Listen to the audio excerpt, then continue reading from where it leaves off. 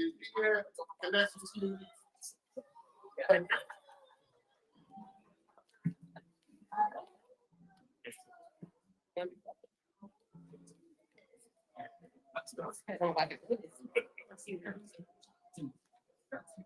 So let me talk a little bit about the next dance. This dance is called Alanta. And the reason why I chose this dance is because when I went to Ghana, I actually came upon a place that had never been colonized. How many times did we ever hear about this? Right? A village called Wa, small village. Nothing written about their history, all oral tradition. We came in, Jade and I and my team, we got to visit with the chief and all the elders and the baby chief. And they told us a story about how they escaped the colonizers. They came into the village. So there were 5 caves that way they were able to hide the entire community in. And they talked about how the Hippo sanctuary helped them to cross the river. And when the colonizers tried to cross over the Hippo's backs, they drowned them. And they talked about how they hid inside of these caves. And when they all got inside of the caves, the porcupines came and blocked each of the entrances so that when the colonizers tried to enter, they shot them with their poison needles. So that's how they were able to escape, being enslaved. And we don't hear enough of those stories. So I told the chief that I was going to come back with some students from Baltimore City, and I wanted him to personally tell them these stories that are not written and that the stories that we've never heard. But this is another ethnic group that was colonized as well. They are fighters, they are hunters, they are forest people, and I thought it was very encouraging for our students to learn more about those cultures of those people because we're at war, right? So we have to train our children to fight, and we fight for our hearts in this space. So this is Balaka.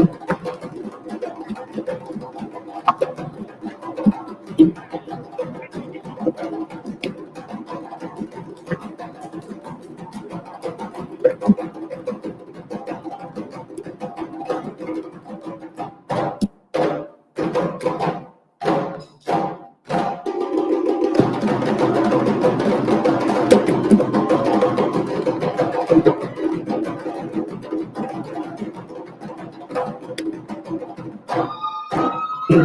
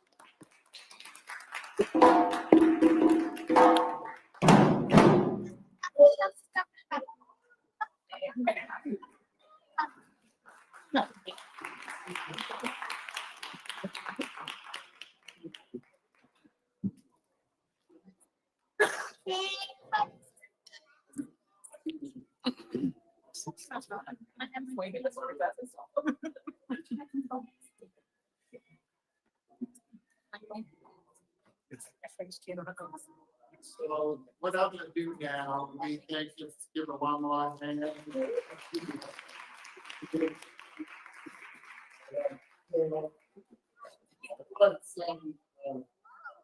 We want to recognize leaders within our community, done tremendous work out here, for the global. So. Before I move on, for a second.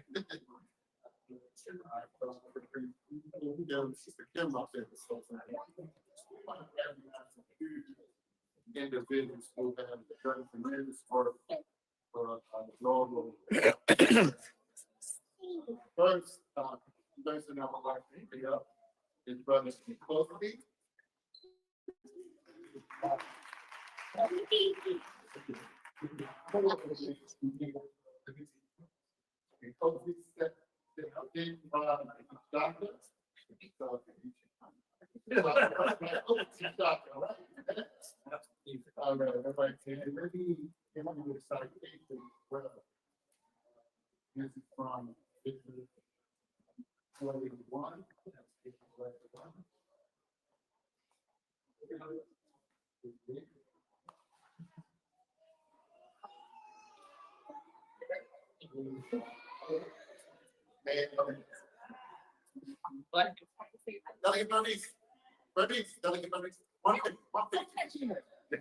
How you doing? Thank you. Delegates off the run, that's not here. It says. If you mind reading this citation.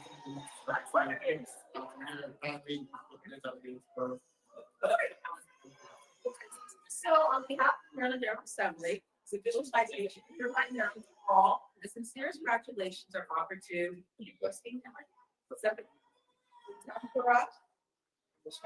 in recognition of your many years of service to the global active community and creating and educating youth in the global active presence in the world. Signed on 5/5 by delegate of St. John 41.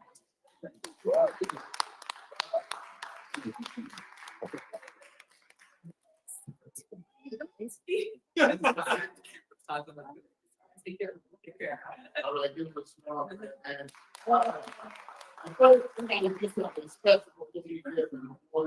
Second of what his wife's birthday is today. And he came.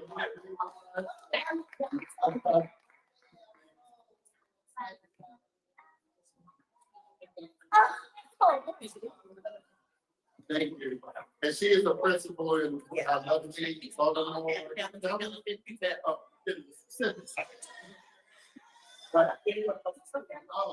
beautiful. Thank you. Can we sing that birthday? We got some of that. Happy birthday to you. Happy birthday. Happy birthday to you. Happy birthday to you. Happy birthday.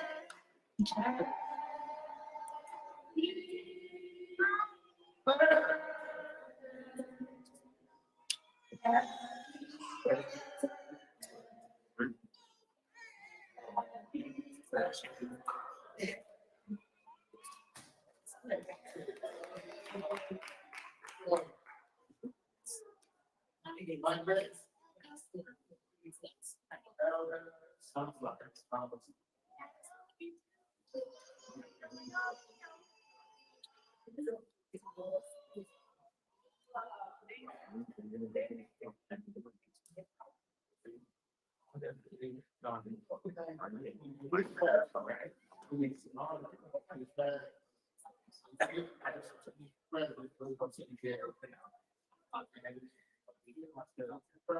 way from here from baseball.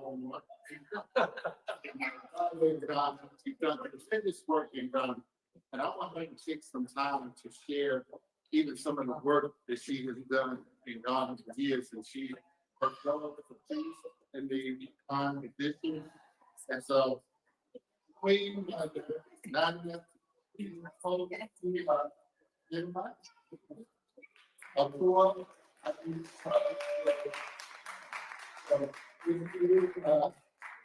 I was going to talk to him. Probably been about a lawyer. So,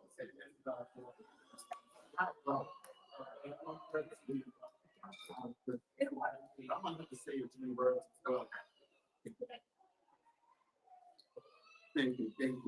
But if you may, you know,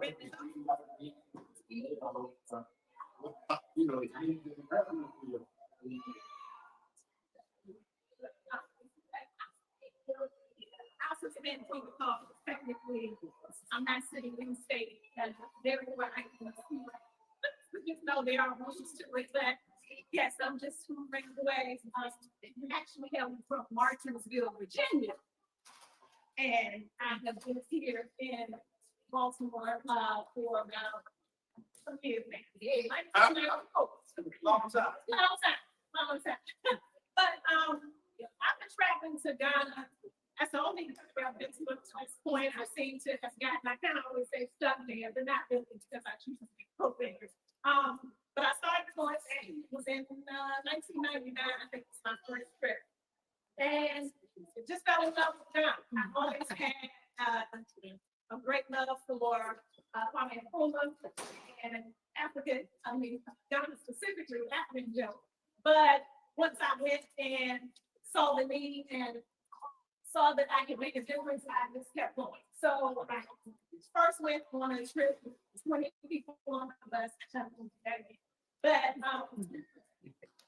that wasn't the greatest experience, but but the people were chasing us down, begging for pencils, and of course, after being here, some other places for a while, that's like, is that real, or they really, or is that just part of the, you know, trying to get something, but literally, they were in need of school supplies. And me, love school supplies, which is a personal little thing of mine, I poured paper and pencils and pretty planners and all of this, right? And so I was like, you can do pencils and pens. So that's sort of where it started. So I would go and I would get one suitcase full of school supplies and the other with my essentials. And I did that for years, and then it just grew and expanded into me commissioning 5 computer centers and libraries in different regions in Ghana. And I'm proud of that because many people who are from there have never been to all of the different regions that we have commissioned libraries, computer centers. And you know, here people don't know the other side of that. So you can imagine there are people also in other countries that stay in their particular area and don't travel. And so I just rose and loved Ghana. After doing a lot of work there, the elders in the traditional region of Australia in the central region of Ghana. So I did to institute as a queen mother. And then also, if I was a man, I would be a chief. Here at the top with distinction first. So we know that queen mother is greater than a chief, but that's not really how I was perceived there. However, you know, but we were all the chiefs and the king. Yes. So we know that just how things are set up there, I'm really sort of, I won't say beneath a chief, but most of us that are not born in Africa and are made queen mothers or chiefs are given the title of Inkwesawaki, right? Just meaning chief or queen mother of your belt. So as opposed to being from lineage, it's someone that they saw fit to in school so that they'll continue to help and assist. Someone who's been showing record of helping the community and will continue to do so. So I develop whether it's education or health or any way that the traditional area of what we call village would be. So that's the title. And so I haven't traveled there since 2019. However, I send boxes when it's small spirit, you know, a little irritated about that. But every year I send supplies, whether for the health center or whether for the schools or for Queen Mother in one area. However, I have adopted 5 different areas. So I send whatever I can to whatever they need. If it's a field doctor, monitor, a health center, or if it's a school projector, you know, whatever it may be, in addition to the basic supplies, that's what I try to offer. And so you are welcome to contribute. I will be traveling again soon. I just want to gotten a little older and I'm tired of having the laws because I have people that I meet there that assist me. However, I'm tired of getting on this plane here on these his sides of the world and going by myself. So I kind of just halted that for a while.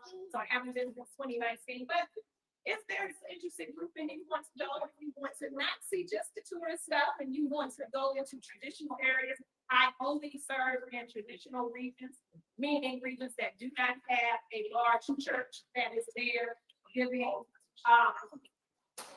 usually that's done with conditions. So it's usually here takes this Bible, take, you know, this type of theology or methodology before we'll give you this food or before we'll give you this medicine or before we'll give you this food. No offense to the Bible.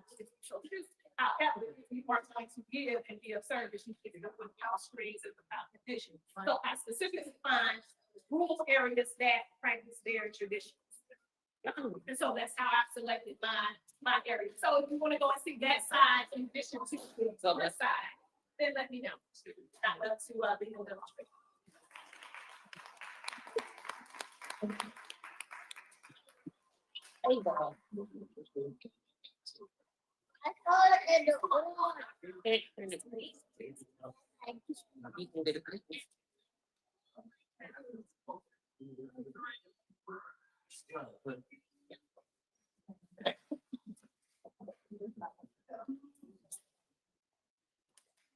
So it's, first of all, it's an opportunity to look at the company of thank you. So, just one more time, clap for yourselves, praise the Lord. So we acknowledge as an organization, every young person is able to travel to the continent for their 18th birthday. We also acknowledge the development of young people that do that during their matriculation to undergraduate. Kate has been able to do that. And so as an organization, we have 3 presentations for her today. What you may notice is that today I'm adorning a clay gate bead. This bead is made in the soil of Ethiopia. Many people don't know that Africa was once called Ethiopia, the entire mass of that land. And so the soil, that region called Ethiopia is the embodiment of the entire continent. This was her first time going to Africa's soil, and so today we're going to spend some of the movie.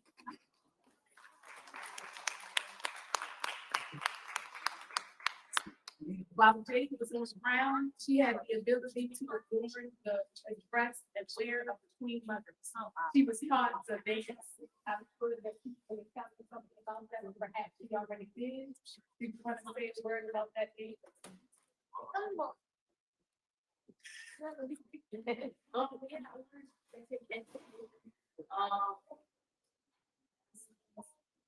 Cafe is the dance that's done for the king. So it's done in support by the Queen Mother and the spiritual people of it. And each hand means something significant. I remember people learning, and I did the wrong hand, and it was after. But each is very intricate movements, very intricate nuances in the head and eyes, and it's done to lift up the king. They absolutely love. They love the king. So it's a very special movie. In the Ashanti region, the king, we also call him the Hene. And the king, I.e. Hene, and Queen Mothers gave Miss Jade the permission to wear that very sacred fabric and adorn these beads. And so we want her to carry that with her wherever she goes.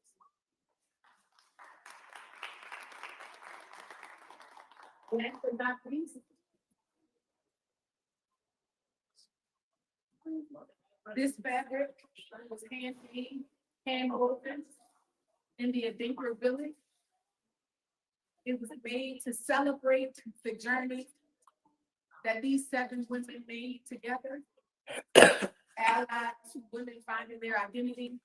Jake, do you remember your African name? Yes, it's Atuasu. Atuasu, yes, and it means peace. So you take this hand woven fabric of peace and then remind you of your journey wherever you go.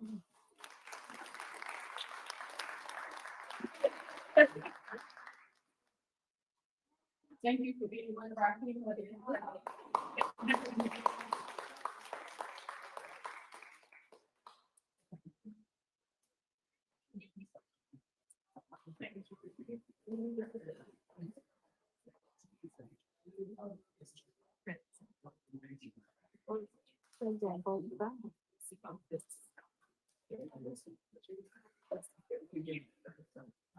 Okay. So while things are getting set up with Sister Kim, I wanted to bring some individuals who have been working in the global African world for social justice issues, and as well as 6 regions getting representation on the African Union. And so I will bring up Sister Talitha. So recently, there was a major African Union General Assembly, all in Africa, interstate. And this sister was instrumental in organizing Zion diaspora. So she's here from Prince County area. Landon, so I'm grateful for her and her son. So I wanted to give her a couple minutes to share just recently what happened with, folks, Bob, that's important. Yeah. So, greetings, everyone. Especially being here, part of this event. So, recently, we had an election. It's called the African Diaspora Sixth Region Provisional Assembly election process. It's the grassroots process, and we were able to provide coordinators and pretty much organized in the entire process. 2009 subdivision. So sixth region is the sixth region is the African diaspora, which consists of 9 subregions. I was elected as representative for the USA subregion. So we have for Central America, South America, East Caribbean, there's many subregions. And so we were able to provide an election process in January of this year. And so currently the African Union, I don't know if they are aware of the African Union, but they pretty much organize the laws in over 5 regions in the continent. And so for the past few years, they have been wanting to include the 6 regions diaspora to be a part of the African Union, ECOSOC. So they have 20 seats available for 20 of their 100 seats available for the diaspora. And so, by a simple way, which is the director of the African sixth region elections, was able to put this whole thing together and allow people to be able to vote and choose who they want their representative to be. And so, they want to choose 4 representatives. I personally am one of the representatives for the USA.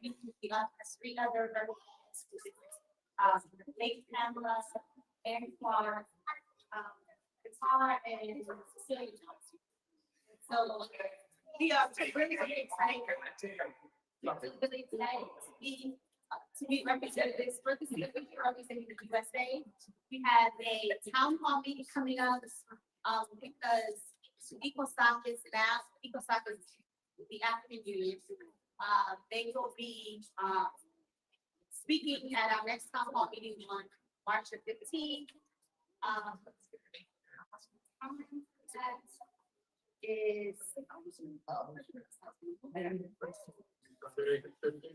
yeah, it's the 15th, 10 a.m. Eastern time, and that will be via Zoom, which rather happy about that the information, and they will be discussing about legal framework. They're finally in the process of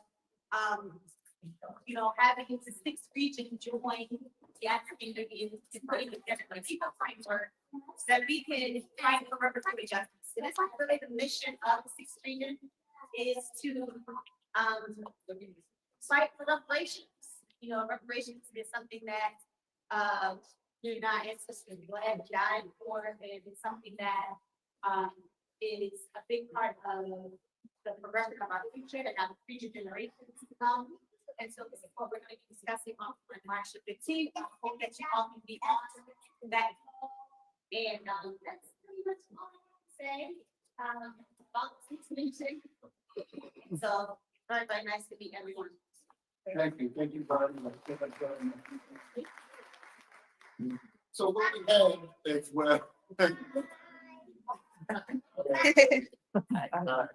so what we have is Kim Paul, she's the founder of the director, she's done an amazing job traveling all over the world, opportunities to the tourism space, and he just got an appointment to the African Union. I'll let her talk about that. He's done I'll bring this other thing. That's it.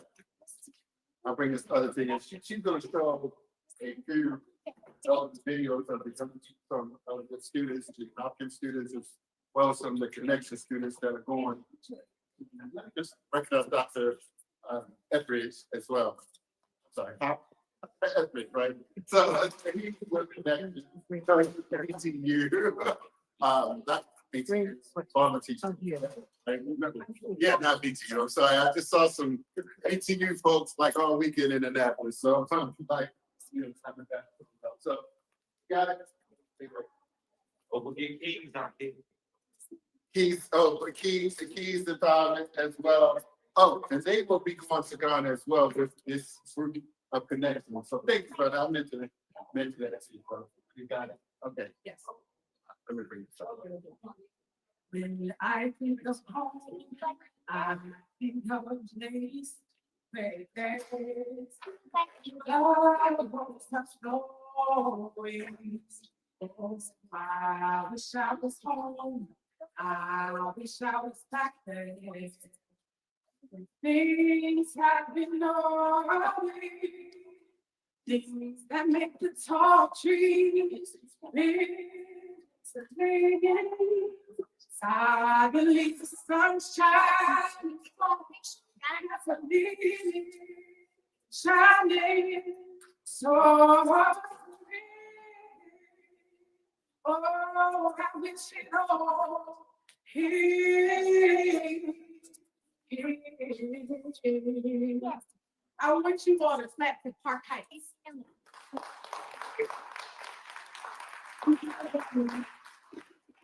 Been a long time. And if you drove down this street, Ricestown Road, or this one, Park Heights, you might have noticed that there's a division between this side of Park Heights and that other side of Park Heights. Northern Parkway is the division between disinvestment, blockbusting, redlining, the drug epidemic of 1985. And so when you cross Northern Parkway and you see the dilapidation, and then you're so glad that you get to this oasis, the Sankofa Children's Museum of African Cultures. Clap for them. I know that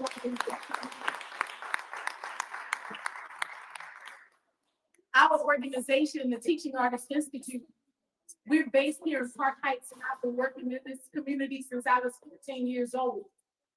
I own a property on Oswego, 4 streets over. And Oswego is a special place. I didn't choose it, it chose me, it chose our organization. There were 5 nations of the Iroquois people. How many people know who the Iroquois are? You see, this is stolen land. And those of us of melanated skin tones, we are the stolen people that were brought here against our will to exploit it. And we've done a good job, our elder race. But we've decided that Park Heights needs to be a new space, not one of disinvestment, not one of dilapidation, but one of healing. And so today, before you leave, we're going to give you all a packet of seeds. Yes. Oswego in the Iroquois language, it means the outpouring of water. That's what it means in their language. Growing up and walking up and down these streets, I didn't know that about Oswego. It was the street next to Shirley. The one way that was a great thing from ancient, and it was getting to Park Heights. I had no idea what the word Oswego means, but adult Kim, she did her homework and her research. And now our office serves as an artist in residence. And our community healing artist, she did her homework too, and she said, Kim, this not only means outpouring, it is the name of a healing earth. And so today, I'm not only here on behalf of the Teaching Artists Institute, I'm here on behalf of our Teaching Artists Institute artists and residents. We're creating transformation across the Oswego corridor. That's what we're calling it. Oh, thank you. Thank you.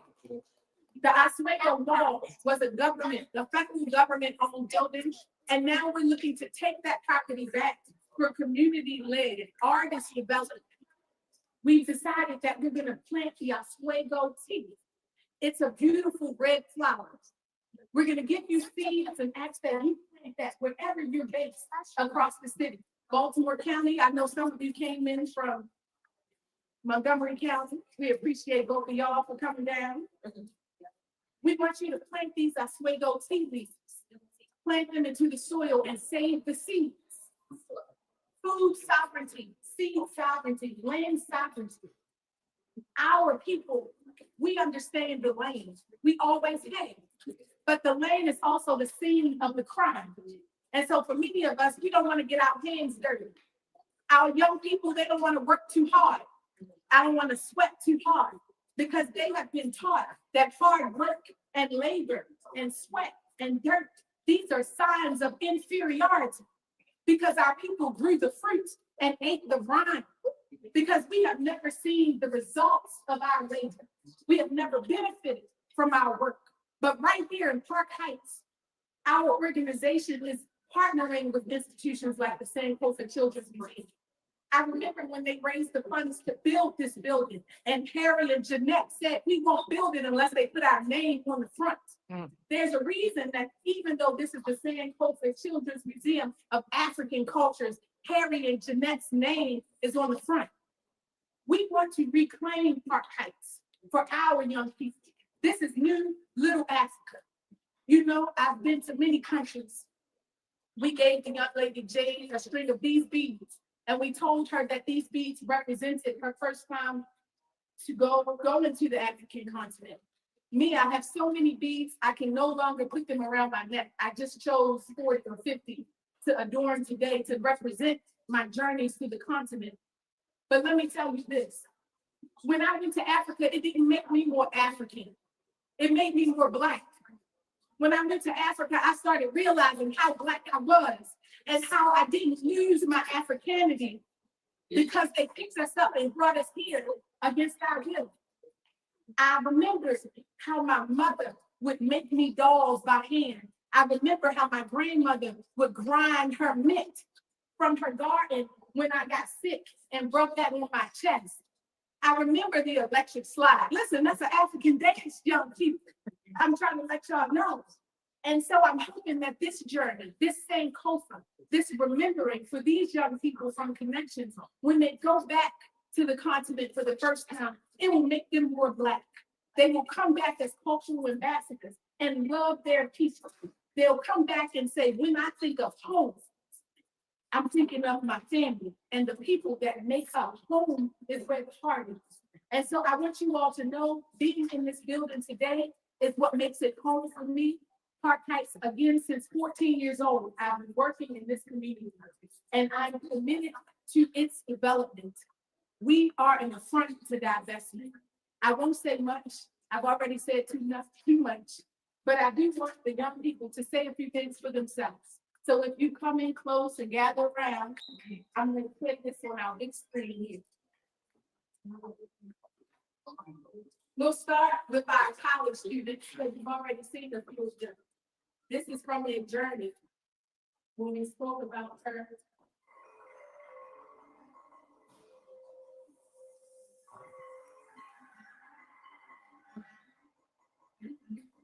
This is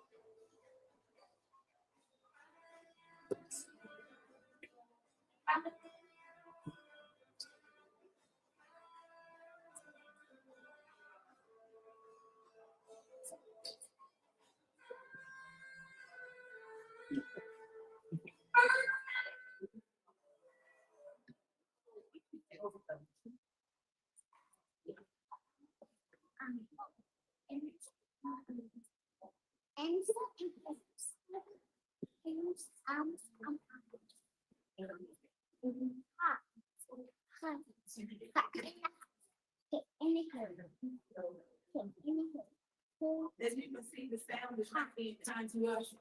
Our organization, we work in 9 countries, 7 of which are on the continent of Africa.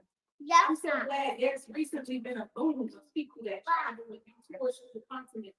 But what makes our organization just a little different is that we only do tours to regions where we work all year long. To places where we already have a swatch of land, an office, and a team that's on ground. We're unique because we work in 365 on both sides of the continent. I'm gonna show you some of those experiences that we've had. In the West Coast, we're in Ghana, Gambia, and Liberia. On the East Coast, we're in Uganda, Kenya, and Tanzania. I want to show you some of our work from various regions.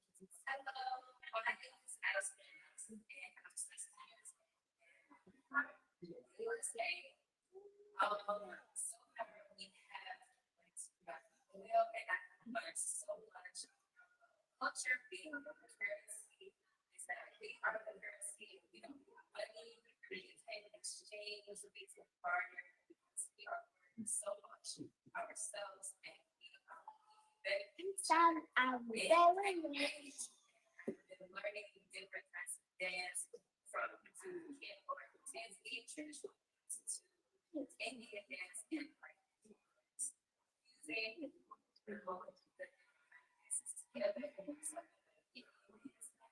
using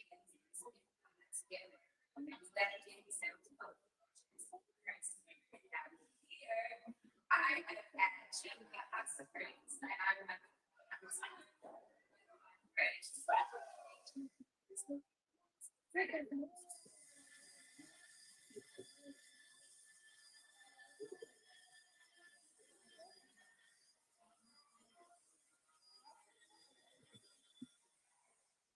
So I'm showing you videos from across our work because it's important for us to remember that the colonial empires, they created these divisions in the continent.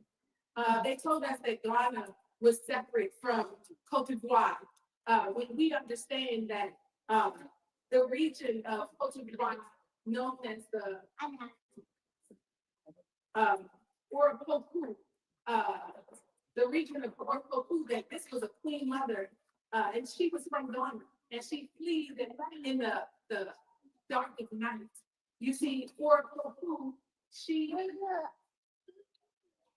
was supposed to be the queen mother, and then they told her that you won't be chosen. And so you're gonna be executed. I'm like, kind of And so Oropoku, she decided that she would leave in the cover of night. Her small midwifery team, her brother, who would have been the Hene, they left and they traveled from what is now the Ashanti region, or also called Kumasi. They traveled under the cover of night to the region of what we now know as Ivory Coast, or in the French colonial language, Cote d'Ivoire. She was discovered. Somebody told, they said, guess what? Ora is leaving. And they said, no, we have to pursue her into the bush. And they said, why do we have to pursue her? Because her children, even though she's decided that she's okay with not being queen mother, even though her brother has decided he's okay with not being a Hene, her children may come back and be a problem. So execute them, follow them into the bush. Well, Oropoku, she got a prophecy. A shaman traveled with her group. And he came to her and he said, listen, I've received a download from the ancestors. And you can survive. You and your small cohort, you can make it. But there must be a sacrifice. And she said, that's fine, take anybody that has to be sacrificed for the ancestors, anybody at all, take them, sacrifice them right now. And he said, oh, Ora, but this is so serious. The entire Ashanti army is pursuing us. And I'll tell you, they talk about some of the kings and queens or queen mothers and Henes from the Ghanaian or Ashanti region, Ya Asantewaa, and how they hid the stool, you know, that they were clever and this is how they outsmart the colonizer. But They don't say the Ashanti army was massive. In their heyday, the Ashanti army, there was no region in this area that could address or even affront the Ashanti army. They were pursuing small Orkoku and her small cohort. So here comes the shaman, and she says, well, who do we have to sacrifice to make sure that the Ashanti army doesn't win? She said, Laura, it's so serious. The only person we can sacrifice is your newborn son. How many people in here are mamas? The shaman came to Orkoku and said, Laura, the only person that we can sacrifice to make sure that the ancestors are pleased, to make sure that you have the strength to defeat the Ashanti army who's pursuing you as we speak. The only sacrifice greater is your born son, your newborn son. Well, they created a fire just like this. I'm going to show you this before we finish this.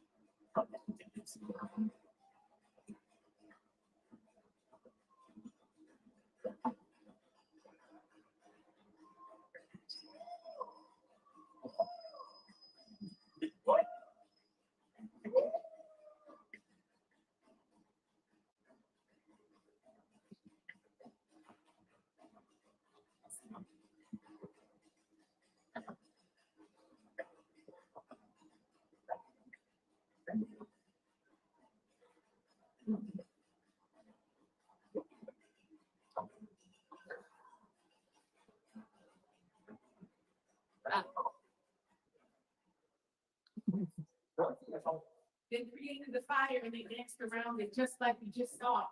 Let's give it right.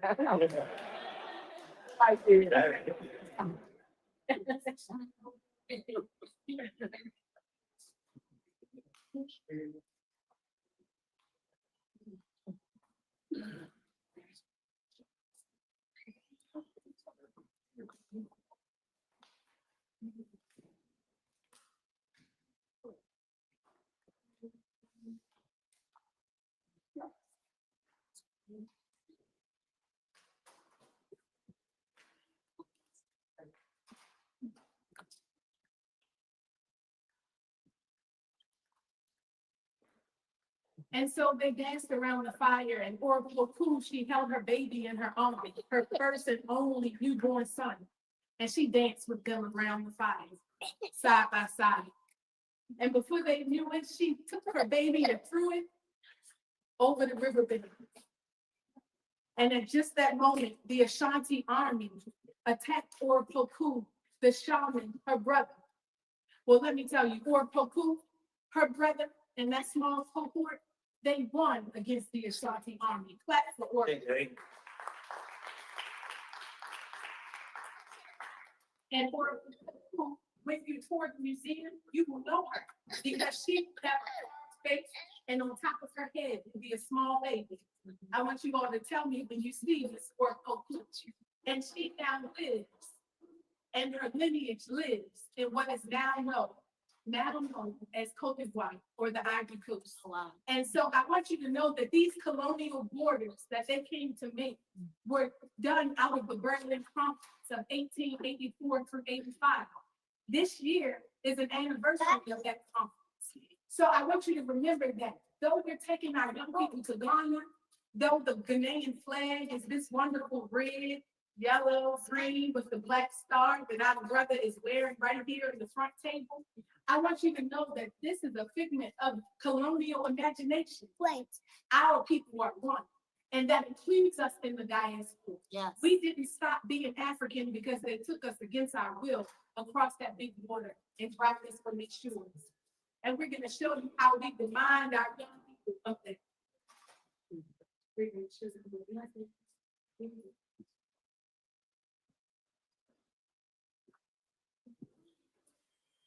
My name is Jasmine Holmes. I was also communication.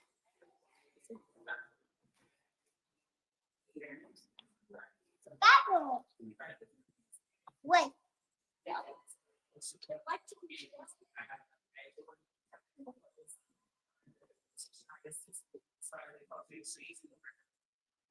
As I was the ones in reading, reading experience.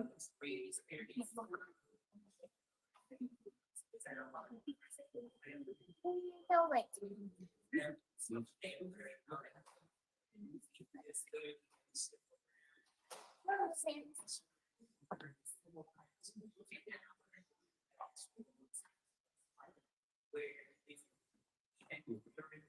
Always.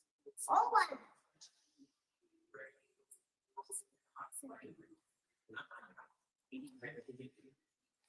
I know.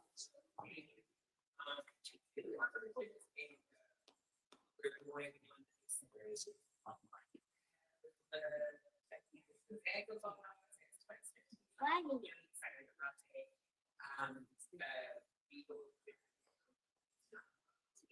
So really excited. It's just been a great experience all together. I would encourage anybody to be a part of it. Just putting out really good words to put the positive energy into the community. So you have a positive impact. It's all about the time culture exchange. Life. Yeah, it's one of us. Right.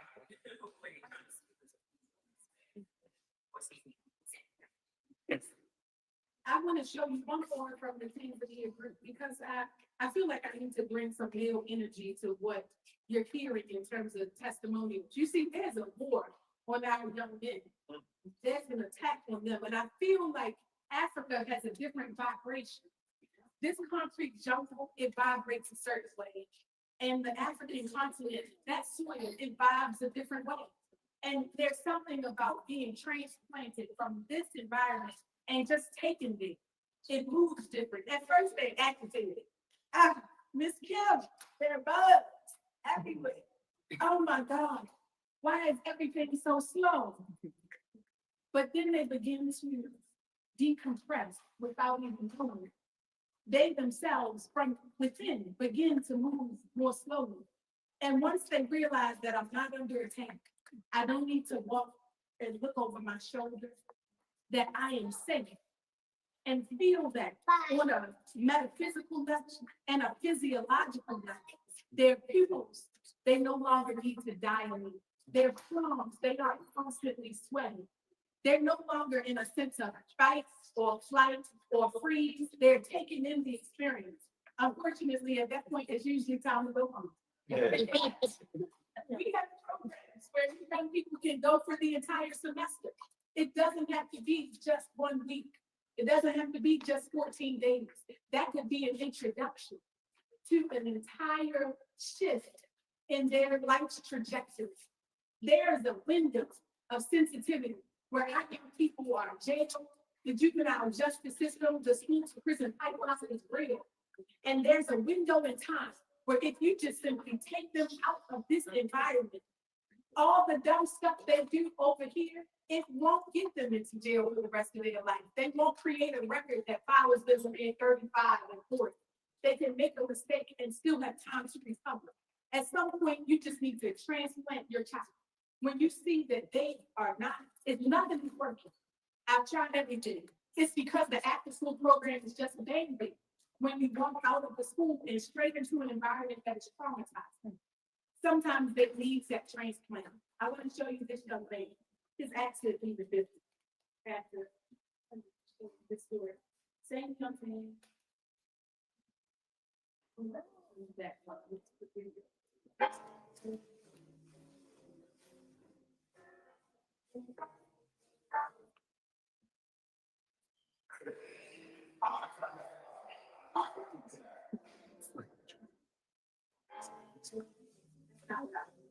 But I really got this.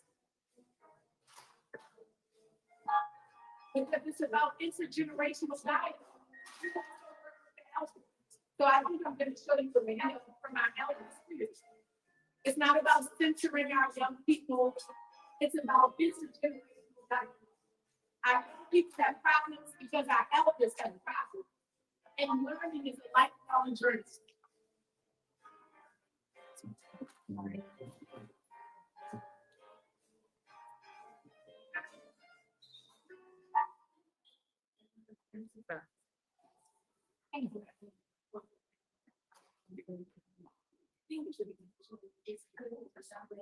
Then we'll see something from our elders, and then I'm gonna open it up to you. Because I want you to ask questions. Because I know that everybody in England is gonna take out a trip to Africa. It's like a new thing. I can't stop getting excited. I love it. But I also want you to know that there is a cross-cultural communication and orientation that needs to happen before we get there. There's a certain level of connection that you need with the local people, grassroots and grass tops. Not everybody is ready to immerse you into this experience. And when it's your first time, we want to make sure that you're doing it the right way. Then don't find anybody else. But before you go the first time, let us help you to vet some of the people that you may consider with. Even if you decide you don't want to do this journey with us, let us have talk to some of the people that you may consider going with. As long as you, that's what we want also. So I'm gonna show you the video of this young man. Because I'm so impressed with Nati. I mean, this young man told me I would do theater.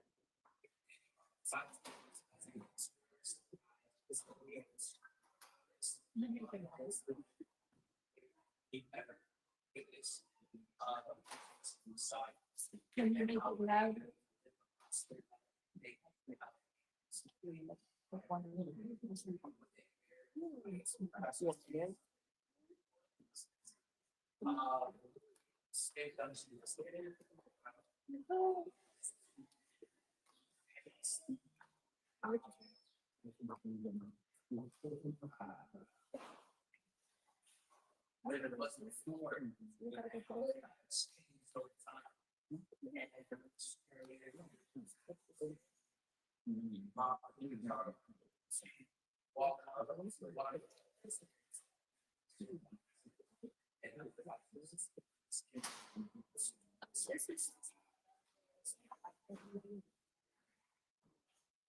That's a young man that said, I don't talk in public, I don't do interviews, I don't do theater. Really, I don't do this. I don't even know why I'm here. He felt like having an almost Spain trip to Africa was homework. I didn't believe it. But he did. And by the time he left, he didn't want to leave. Now, one of our help. Because we're always looking for chaperones. We're always looking for the mamas and the Bibles.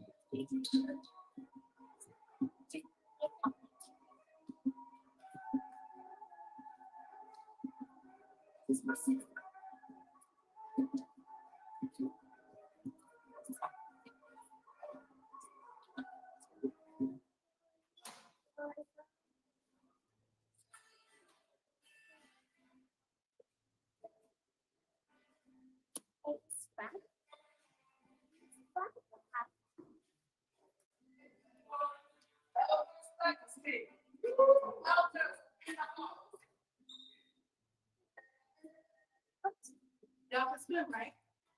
Yes. Because we take you through the streets and the speeds. We want you to go on airplanes, buses, trains, boats. We want you to see the symbolic landscape of the region, how it moves from the water, how it moves from the mountains, how it moves in the city, how it moves in the village.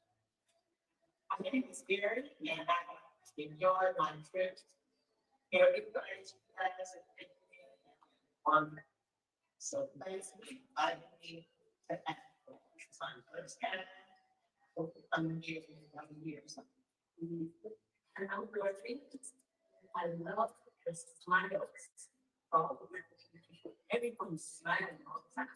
The food is expensive. Everyone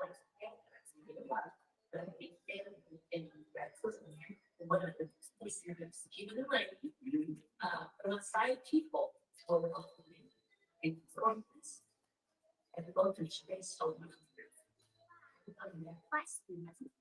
That will be a lot of trouble.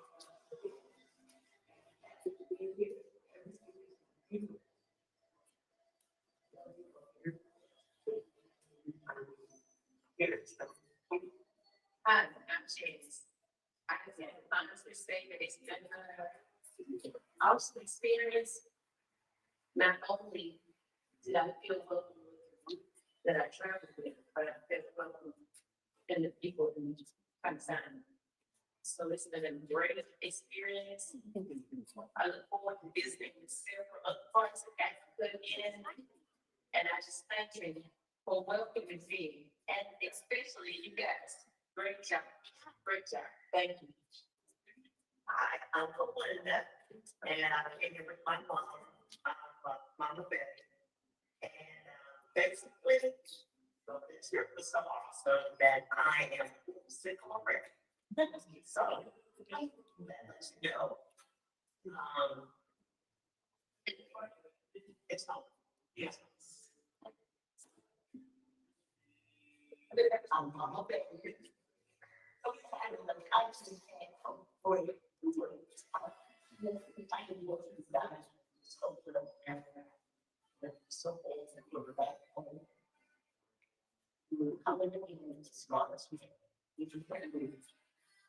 I do here, very appreciative of everyone for this trip.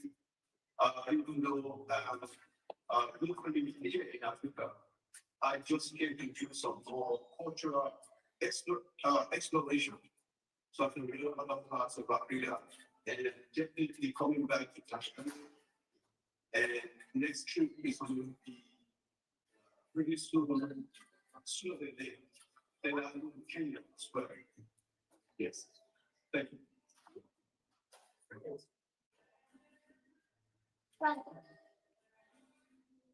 So I'm gonna stop there and open the floor for questions. I want you all to talk. This is not a presentation. The young people that came and danced, they did a presentation. But this is a conversation. And so now I want you all to open up and ask me, what are some of the things that you heard about Africa before you decided that Africa was a part of you or connected? And what are some of the things that you know about Africa now? So don't all talk at once, because then I'll start pulling people out like the brother in the suit. Yes. I'm just, let's acknowledge Brother Ross Strait. Right. You didn't know me, so. I did. I met Ross Trey in 2013. Story time. That was when he was already well on his way, taking young people to Africa. And I came as a volunteer. And in 2014, there was a group that was supposed to be going to Africa. And I was so excited to work with these young people. Ross, what you want me to do? Let me volunteer. I want to do what's necessary to help these young people go to Africa. Unfortunately, they didn't go that year. But in that process, I developed the A is for Africa program. So the young people that are going to Africa, raise your hands, clap for them.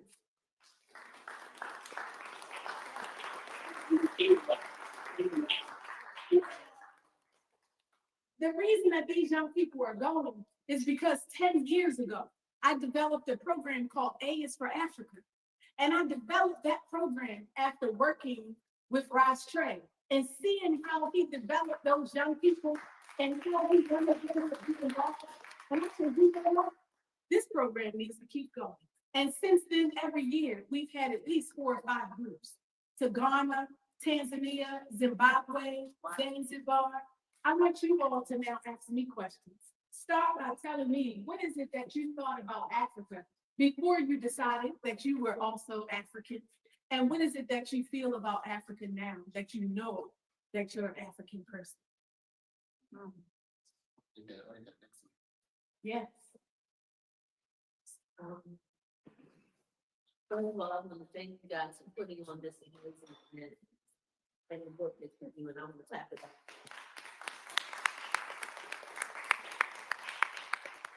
I'm off of being assigned, and I actually went to Ghana in 2017 with Dr. Dave Miller and Omina. Things that Ghana, and it was a great experience. I know one of the things that I did was I kissed the lake, kissed the soil. And they said, welcome home, Saturday, welcome home. We stayed in an Airbnb, so we didn't really get trenched in a experience or in a hotel or anything. But I think one of the turning points, I stayed in Nikai Town, which is where the electrical currents come through. And we were next to a school called St. Michael's School. And what my sister here, St. Mother here does is amazing. And I implore you to get with her to send boxes home for the staples that is necessary. When we went, David Miller was working with the organization and they built a library again. So we took supplies to the children there.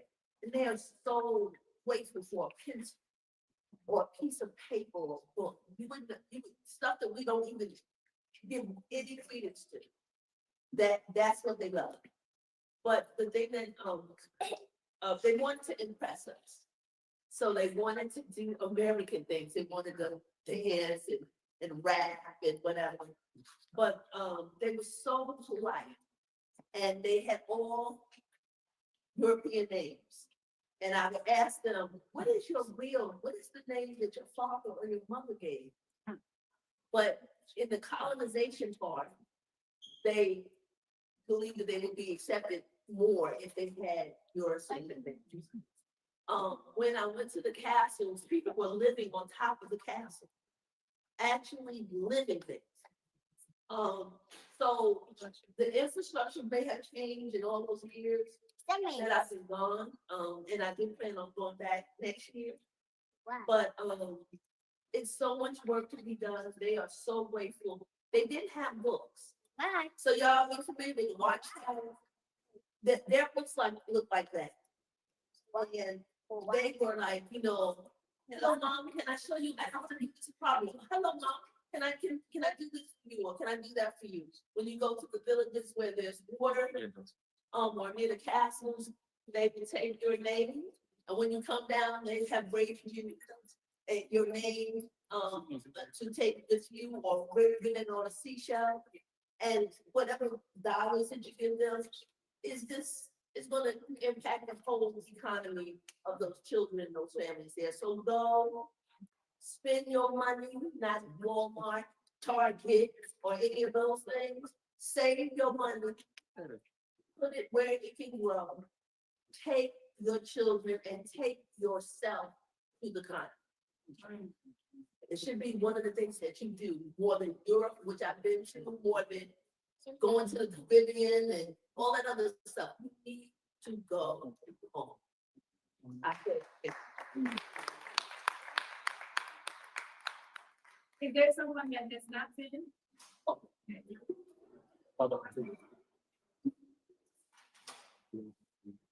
I just have a comment. One to thank everyone, and especially Ms. Kim.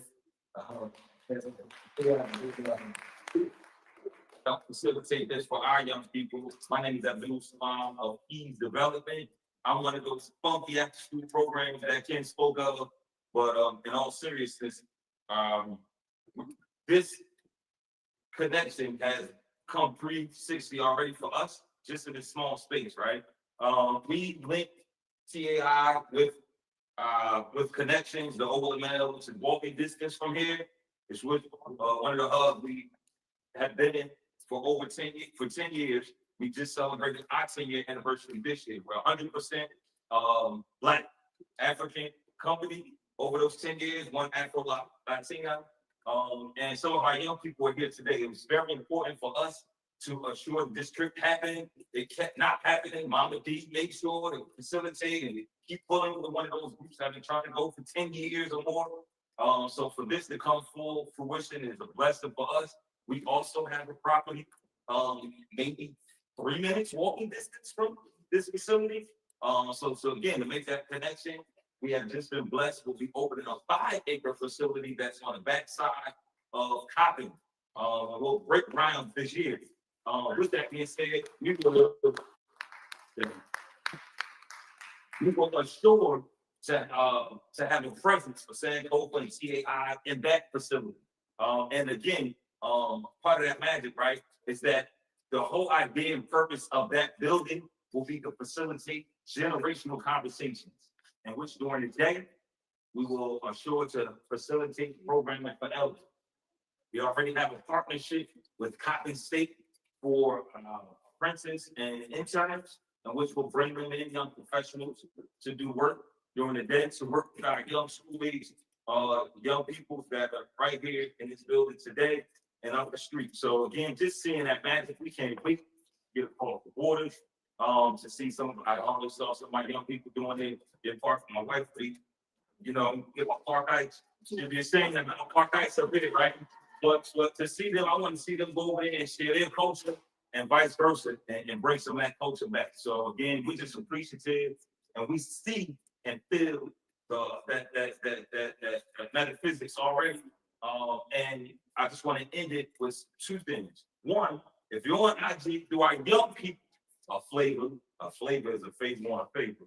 If do our young people a flavor and pull out your phones and like Ease Youth Ambassadors. Ease Youth Ambassadors. These are some of our young people that are going around in the city. It's a violence reduction initiative. It's a violence reduction initiative. Some of those ambassadors will be going over to Africa as well.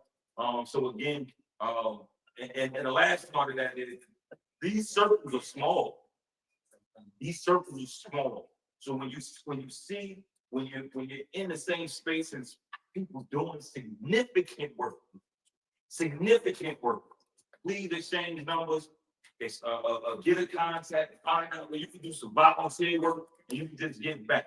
Because as I said, the elected officials in this city our most important assets that we have are the people. Thank you.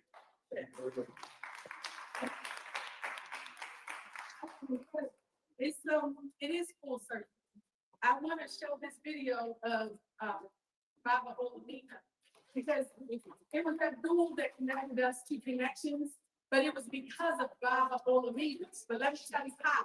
See, y'all think this is just an event, but our organization, whatever group we take to Africa, we always do what we call a send-off. So this is a send-off for the young people that are actually going and their elders. Clap again for those young people and their elders. This is a send-off because they're coming to the community to say, I'm going on this journey, but I'm taking all of y'all with me. And then when we finish, we do what we call a homecoming. The homecoming is what you saw with the young lady Jalen that already went and came back to say, I'm still connected to this process. Not everybody does the homecoming because that's your choice, right? Before you go, it's kind of mandatory. It's like, oh, I got to do a send off before I get there. But once you get back home, we had 7 college students from Johns Hopkins University in Peabody. She was the only one that came back in because she felt the sense of connection. So we don't do a homecoming. Baba Olamina lived with us to a Thai tour. He went on a Thai tour called the Love King. How many people here are married? How many people wish they were married? How many people might be interested in the love connection? Yeah. Well, we have a tour called the Love King. And Baba Olamina, he's like a love coach. And he's decided, I'm never going to change him here. You have a tour product called the Love King. And we, in this love camp, we bring and encourage and couples to come and rejuvenate their vows. And then we have people that are interested in finding somebody that they already know that this screen check. Do you have a job? You know, these basic things. Do you have a car? Okay, great. What do you think? Let's see which one.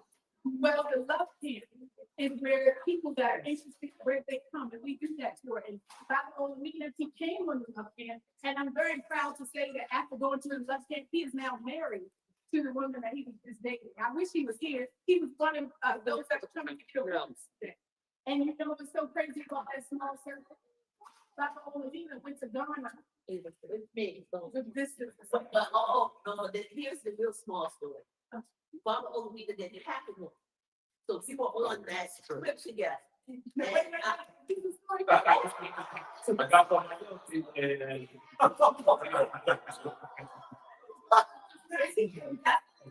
It's a GG story. It's a great story. So we were sitting in one, we were sitting at the Airbnb and we were talking. And he was talking about, you know, we would like to find a new home. So I said, I don't want to hear this stuff. I was so working in. I don't want to be therapist right now. This one is what you know. I said, if you are very good on this trip, if you're a decent mother, and I see it, I'm gonna introduce you to your this next wife. Your wife. I am the one that's introduced him to this wife.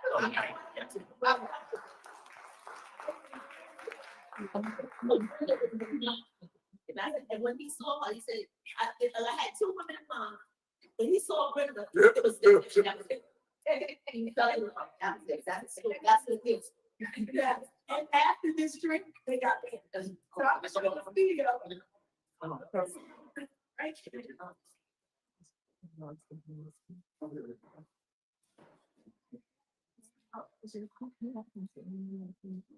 Right.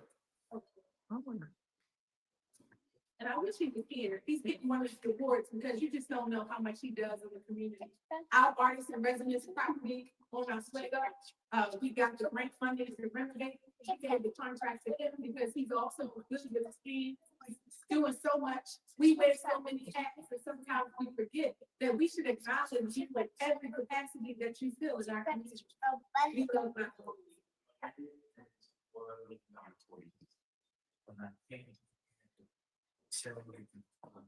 Experience that I had travel with some kids.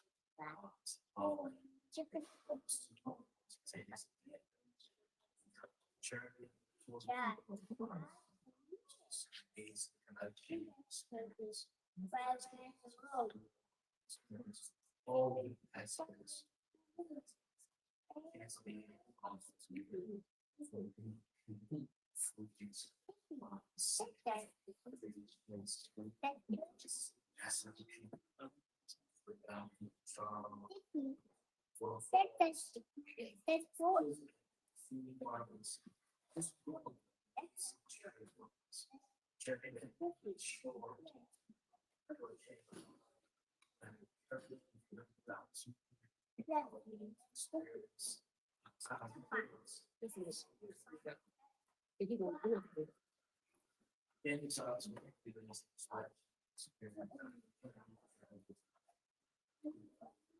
I mean, we have so many of these, and I just can't pull up Bob Oldham because he's giving an award today and he's unable to be with us. So I just wanted to make sure we brought him energy into the space. On that note, I'm gonna bring up, Delegate Malcolm Ruff. He's here, he's the one that got the citation, he can actually, Delegate Ruff, when officials, like the officials don't show up, so you usually put a sign on the table. On the table, but you showed up today, we appreciate you, but, he got citation and the COSI got citation, and what this Akichi attorney, he's not here, he's in DC, I believe. I had to, we did have Dr. David Miller as well. Would you like to accept this? We have Dr. David Miller as well as Brother Chris Colvin. I'm like, okay, but I just wanted to acknowledge something I did, and when I was talking about these awards, he's like, why not Ross Trey? I was like, is Ross Trey? Come on, I'm like, okay. He was both in Ghana, he's still doing half and half years. So, but we, you're a forerunner for all of this work in Ghana, but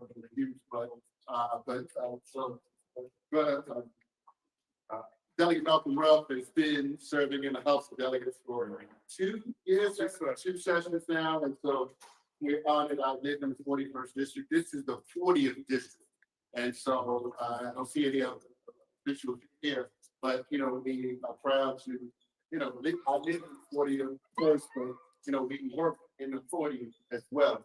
But all of us connected into this Pimlico area, and he's instrumental in doing work throughout this Park Heights area. So I just wanted you to take some time and to share yourself and the work as well, your experience. I know you mentioned that you desire to go to Ghana as well. You've already been. That's something I like have that. not been, Okay. but thank you for the happy and That's fine. good afternoon, everybody. Happy Independence Day. I'm Delegate Malcolm Ruff, and I actually grew up about 7 blocks that way from Keyworth College. So it always means a lot to see people gathering in the name of Black sovereignty and Black solidarity and Black power and Black financial freedom and Black political freedom.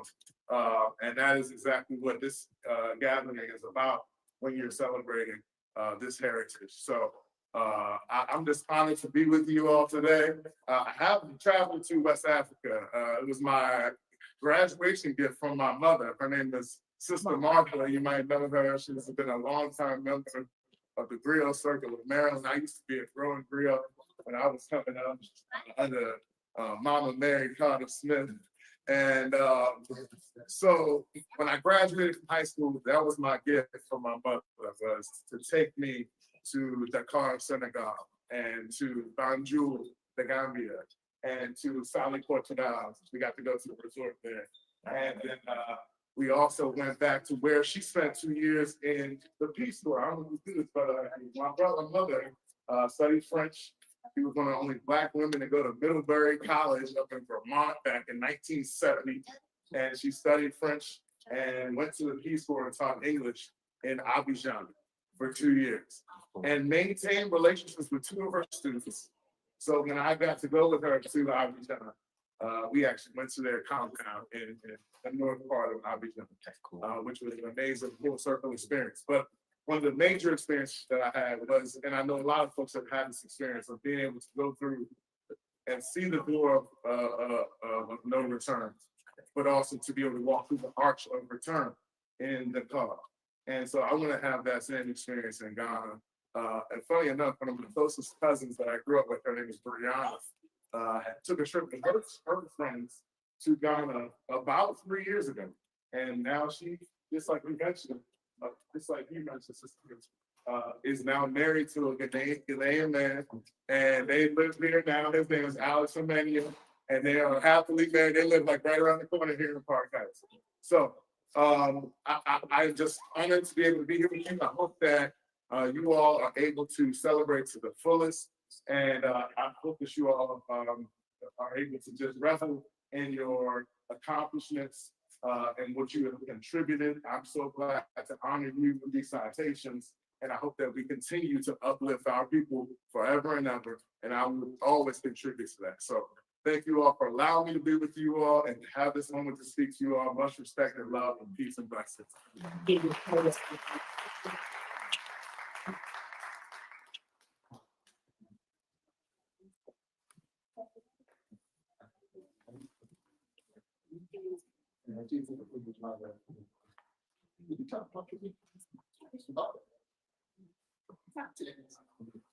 I did have another citation for Dr. Elijah Montezuma.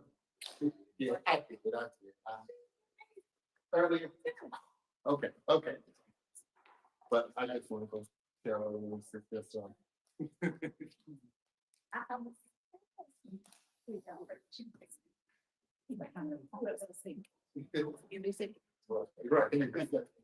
Thank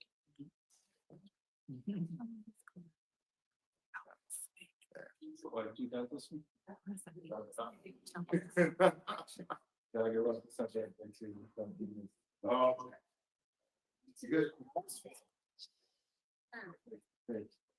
Thank you, my brother. Thank you.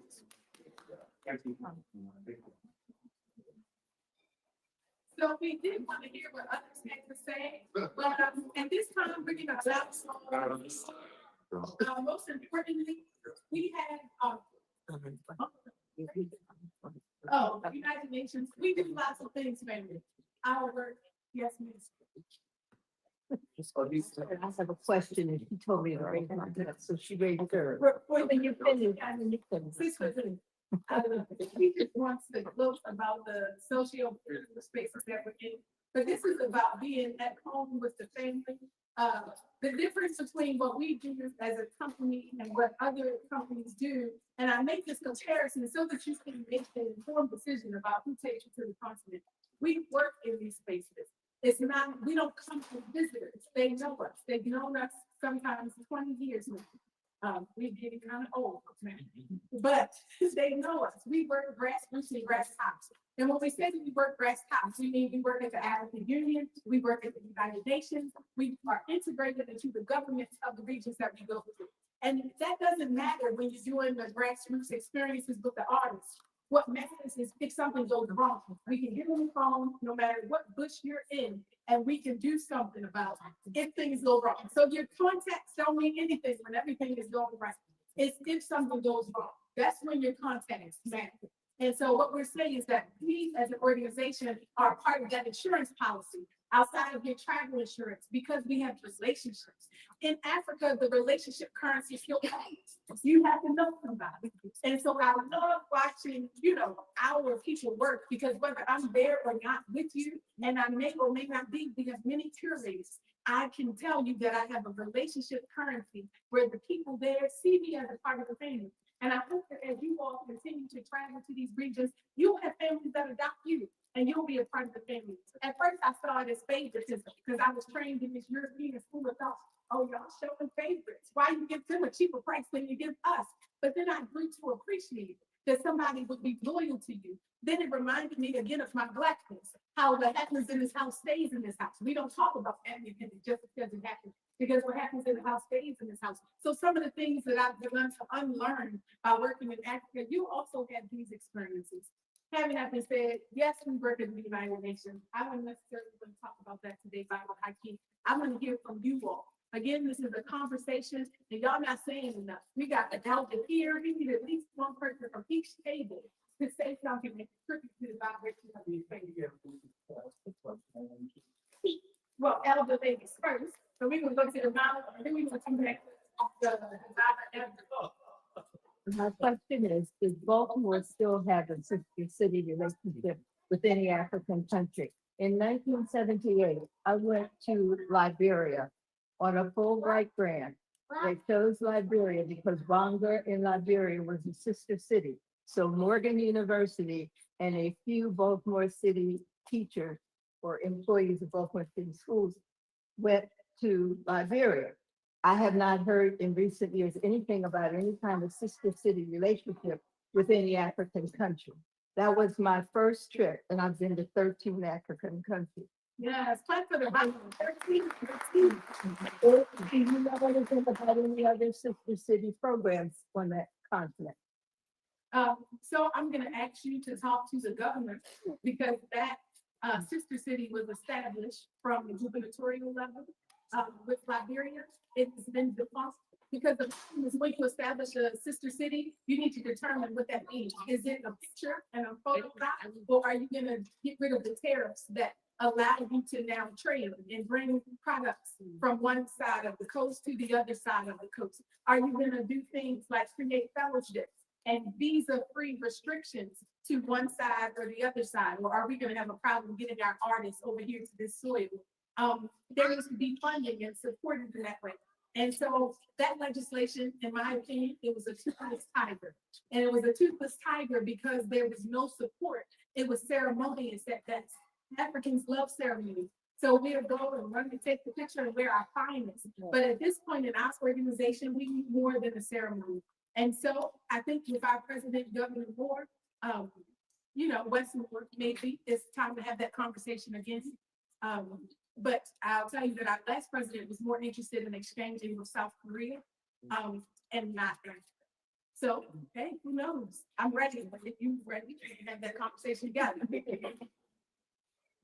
Thank you for your answer. Can you tell us the country that we went to? Wow. I've never been to Ghana.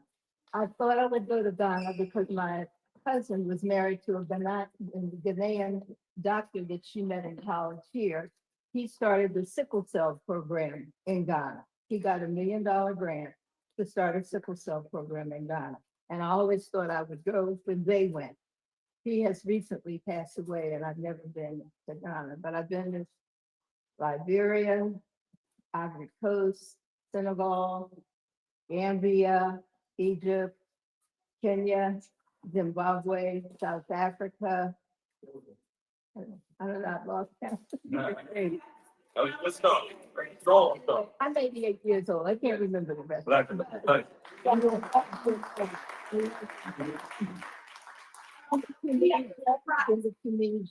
Tunisia, I love it. Our young people, we love passport stamps. And so we're gonna make sure that we do a nice long layover in Morocco on our way to the continent. And so they will have a chance to go check into their hotels, wrap their bags, and they want to see some of the things that the king of Marrakesh and Casablanca and they covered in that area. Because all the countries are different. People think of Africa, if you notice on the news, they'll say such and such happened in France, Spain, and Africa. Like Africa is one country. There are 50-some countries there. They are very different in their culture.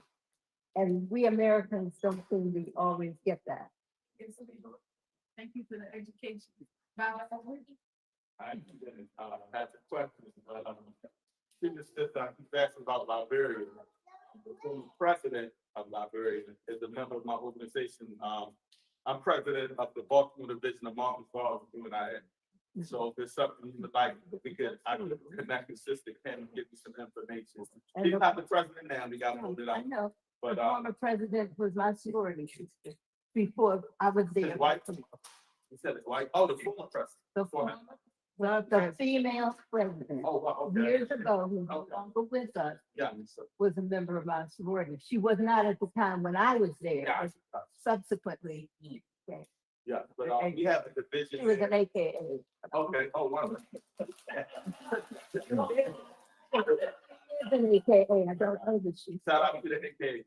But we have a school there, a farm there, and we are kind of like in the community a little more than just like regular stuff. So I can definitely get some information into something once what's happening now. But thank you for that. But I didn't have a question. I just. Well, Zach Gardner.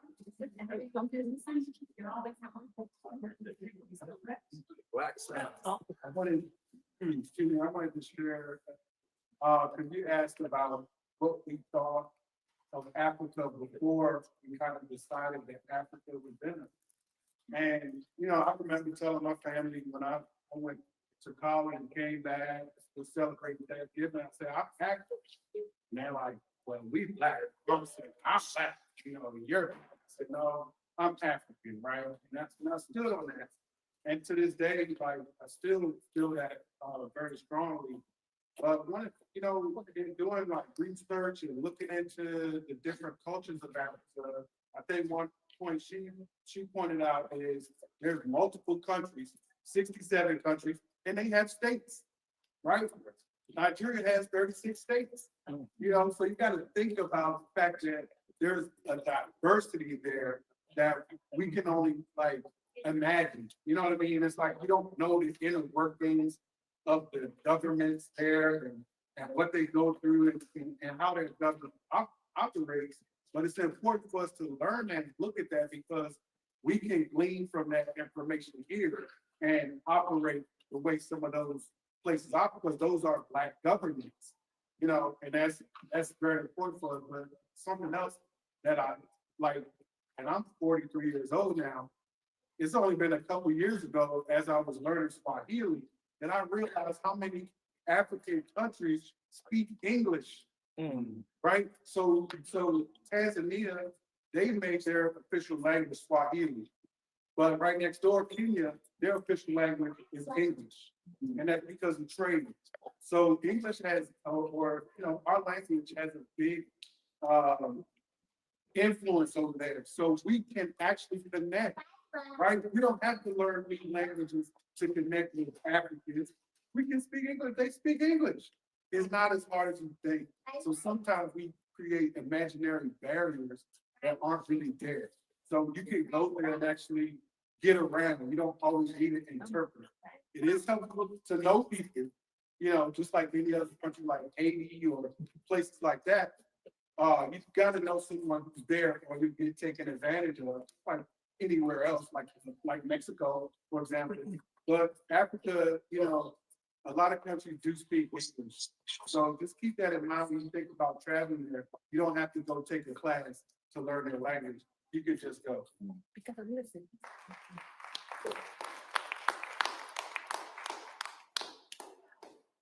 Let's hear from some people that want to answer the question. The question was, say it for us again, Brother Frank. What did you think about Africa before you realized Africa was in you?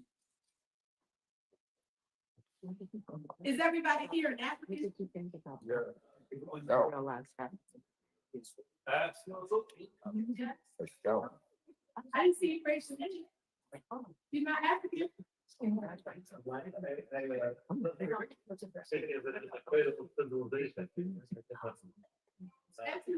Absolutely.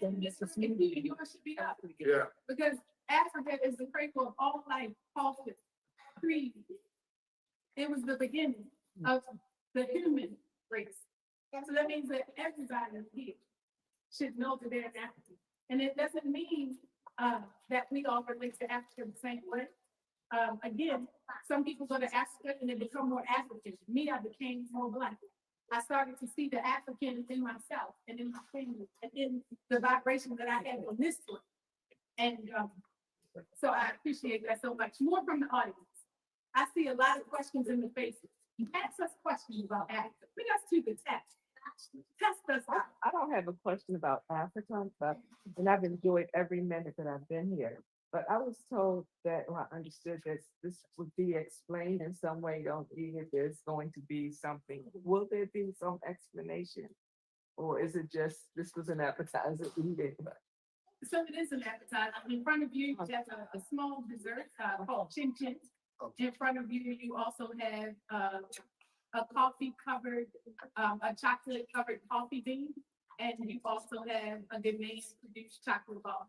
So that is a conversation that really takes us into land and food sovereignty What we realize on the African continent is that it is the breadbasket of the world. The phones that you all carry, they only work because of a mineral inside of that country. You can see half of the flag right there.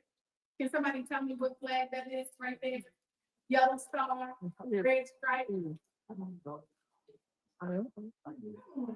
scholars. I guess you need to see the whole thing, right?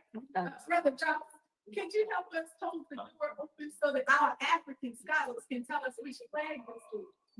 Now that you see it in its full glory. No, no, that flag is the flag of Congo. I said it. Congo. And we start on this, it's only working because of the rich minerals of the whole thing. Coal is produced in the Congo. And as a result, they've experienced civil war and Goma and people. Our organization, we work in the Congo, in Goma, where the young people are using things. So this in front of you is not just a snack. I hope that you'll eat it. Chin chin, chocolate covered coffee bean, and a Ghanaian produced chocolate bar. It's a conversation about resources from the African continent that benefit everybody but the African continent and African people. So this chocolate bar was produced in Ghana. Clap for Ghanaian chocolate producers.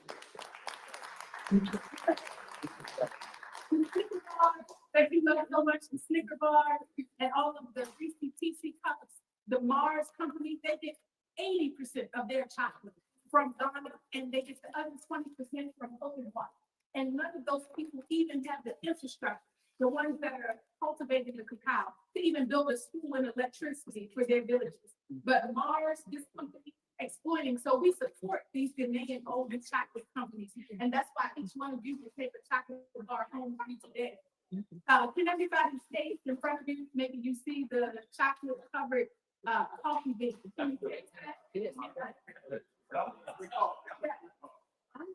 So these coffee beans, and these coffee beans are produced in the Swiss hills of Kilimanjaro. Kilimanjaro is the tallest mountain in Africa. And on that mountain, they produce. So when you think about Starbucks, they're getting this coffee dirt cheap, selling it to you for $10 a cup. And they're giving those people pennies on the dollar. Yes. For some of the highest quality coffee in the world. So when you think about coffee and you think about Starbucks, think about Kilimanjaro. Okay. Think about the coffee fields in Kenya. And think about fair trade. That's coffee. Here, the heck it says Lipton iced tea. All of that tea is grown in Kenya, in Yankee County, in that first ground that we call the cradle of civilization. And last but not least, in front of you, you have chin chin. This is a fried dough. You may see it. It's similar to a West African cracker. Let's call it the West African vanilla wafer. That's chopped up and squared. My mother said it's sweet crouton. That's what it's called. But I am using it on your charcuterie board today to have a conversation about health in our community. What happened to us in the diaspora is that we began eating a diet that was foreign to our bloodstream. We began eating a diet that was foreign to our blood pressure. And now we have non-communicable diseases at a higher rate. And now the warfare is on our very plates. And so we want you to take this food home. By all means, don't leave it with us. So we have carry-out trays so that you can take the lentil stew, so that you can take the egusi with the melon, so that you can take some of the pineapple ginger. We want you to take this food with you and this sweet crouton from your plate, because we want you to have a taste of what your ancestors' diets were. Hopefully, it'll keep you from getting that diabetes if you don't already have it. And if you don't already have that high blood pressure, let's lower it, even just for today. So that's all, Mom. Thank you for asking the question. Are there any more statements or questions? Yes. I know you tell me about with guys, money for next, how much it costs. So honestly, we have a trip every other month. For a different group. Yes. We're there quite a bit. And so our next trip will be in March. Later this year, the Ghana's Conference of Prague Declarations. This is the African Union's year of preparatory justice.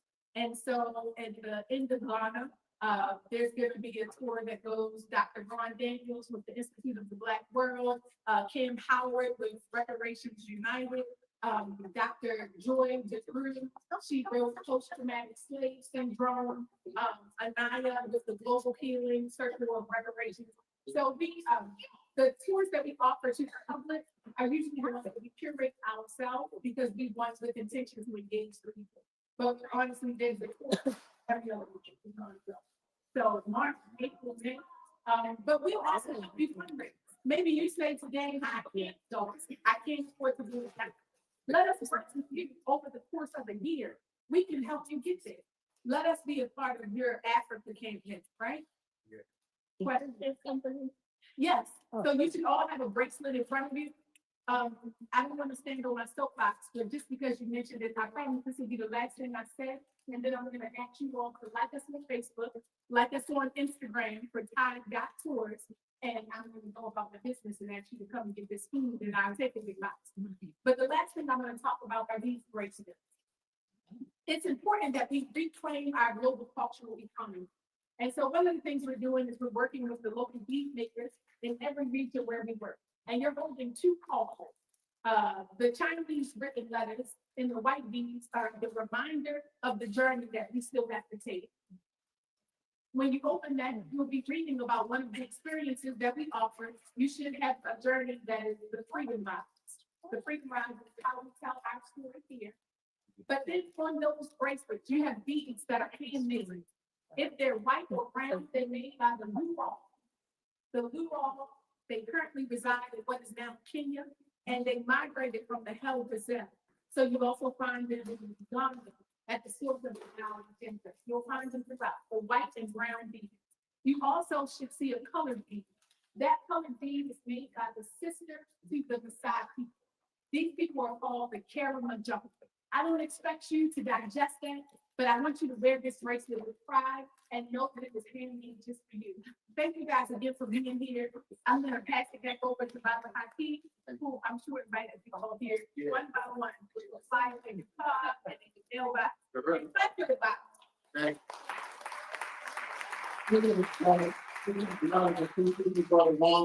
Thank you for coming by. I know you're great. Thank you. No, I was thankful to get a bracelet. I thought I had. Appreciate it. And holy butterfly, the heart. Thank you, Queen. And brother from Ghana with his children, right? Yeah. So we have a lot of food here, right? So we have some robots, and please enjoy the rest of the museum, taking some pictures. And there's a store on the other side. Let me can somebody go get Mama Kiki and see if you want to say anything? You want to say? I was going to tell a story while I was waiting for my. Yeah, come on. Y'all, I don't know if y'all really believe that I was a storyteller. So I figured I would tell y'all a good short story. Me, I might have heard it before. So America is a melting pot, and we's all some kin. This ain't no joke. Prove it to you with a short story written by Paul Lawrence Dunbar called Kinfolk. Now, Melinda, she was deep in love with this here boy she knew. And it was quite the proper thing because he was in love with her too. So she hastened home to tell her Paul that surely she would wed one likely Rufus Brown when Paul looked up and said, "No, child, you can't do that. You'll have to find another. Don't tell your mom, but Rufus Brown, and sure you'll have to be there."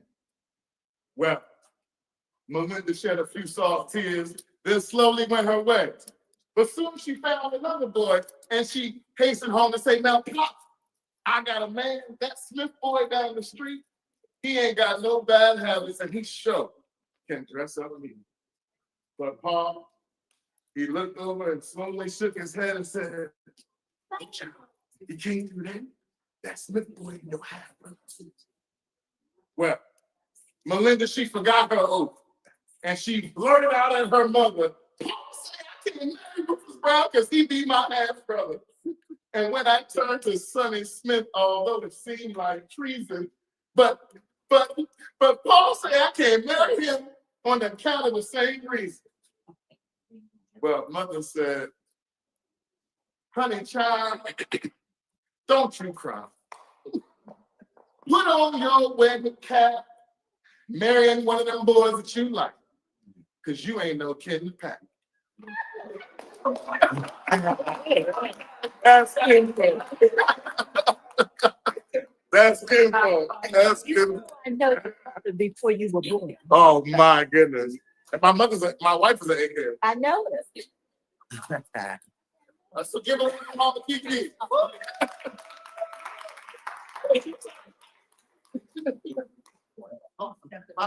Mama Kiki just say something.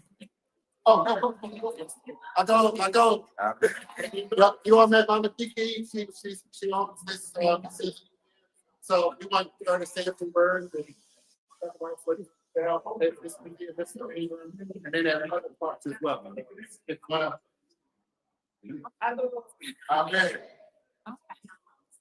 Good job singing to you all this. I hear the food was amazing. You had chicken. I did.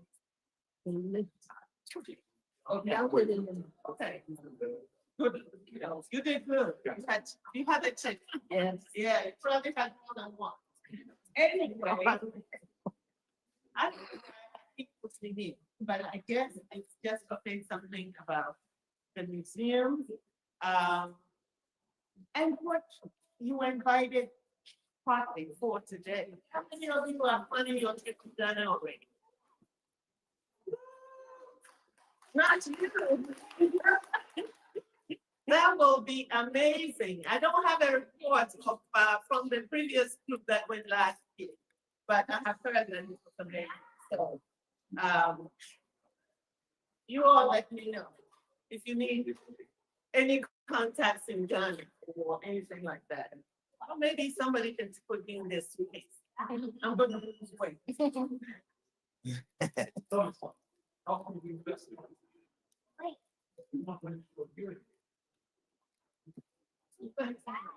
Thank you very, very much. I don't want to go into the Sankofa story. I know some of you all the way from Charles Street. We were on Charles Street as a shop from yes, for over 25 years, and I recognize some of you. We moved over here to Popeye because I had this dream of opening a children's museum to help our children, and all children really, make the connection to their heritage. We heard a lot of the time from adults.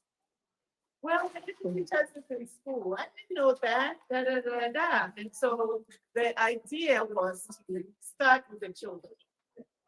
Start a project that would allow the children to share about their heritage. What is this saying? This is a saying from,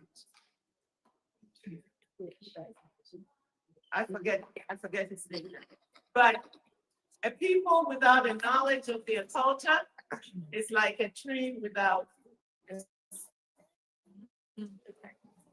We don't want our roots to die, do we? No. We don't want our roots to die. So we are starting with the children, and I tell you, the adults who accompany the children here seem to enjoy this space more than the children, because they hear the history, they hear the geography, they are doing things, everything here is interactive. And they tell you this is phenomenal. We don't know why people don't know about you. We want you to go and be our ambassadors. You don't want to hear next year or 2 years from now, especially with all that's going on in the world right now, that we close because we had no business. I don't want to do this because we have to put a lot of time and sweat, not just mine, but people who support us. So we want to be able to thrive. We want to be able to teach the community. We want our children to know who they are.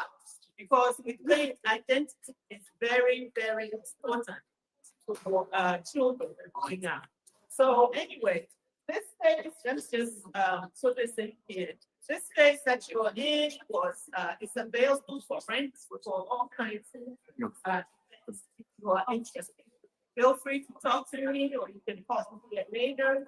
And Haki had also mentioned the shop. We have a good shop. He came with us from Charles.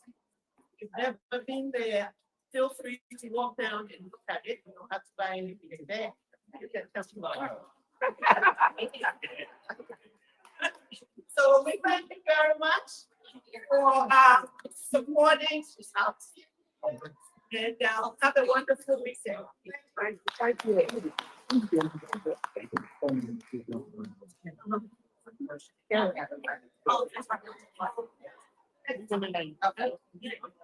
You can stand in front of the camera. All right, so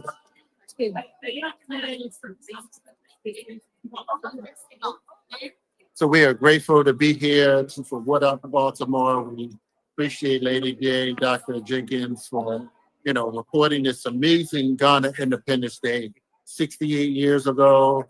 Kwame Nkrumah laid the foundation, the first country to gain its independence in Africa, laid the foundation for many other countries. And so we was grateful as the Teaching Artists Institute to continue this great work. We're grateful for everyone that came out and participated and had good food and shared stories and gave out citation awards. The mayor's office and of children and youth success, Delegate Malcolm Ruff, Delegate Bernice North from Montgomery County. So we're grateful.